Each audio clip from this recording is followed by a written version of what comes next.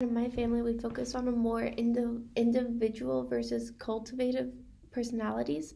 This is because whenever I look at my family, we're very focused on like how do we succeed in our school and how do we succeed in work. We really want to focus on what will best like ourselves, not in a bad way, to where like we're hurting other people, but just to where we can do the best thing for ourselves to better our future as an individual.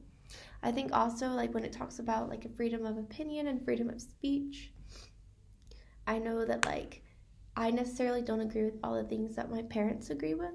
Same thing for my sister, like we have our own beliefs, but at the same time we like to have our own opinion and our parents know that. And so even though they might not agree with us at all times, they know that in the end we have our own like individual choices to make and our own expressions to make and stuff like that.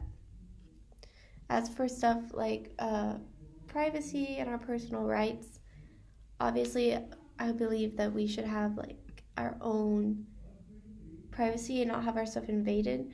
While some people may think like, oh, like you're all a family, you should all like have access to everything. I believe that as like an own individual, it's like your own separate thing. So even though my parents like still may pay for my phone bill, I pay for it myself like through paying them. That way it's my own personal thing and they don't have like the ability to go through it unless I allow them to. But I think that's different from the cultivist cultures because like both believe in having like the better for like you want to do good for everyone, but as a more individualistic culture, you're focused more so on yourself. That's why it's called like individualistic.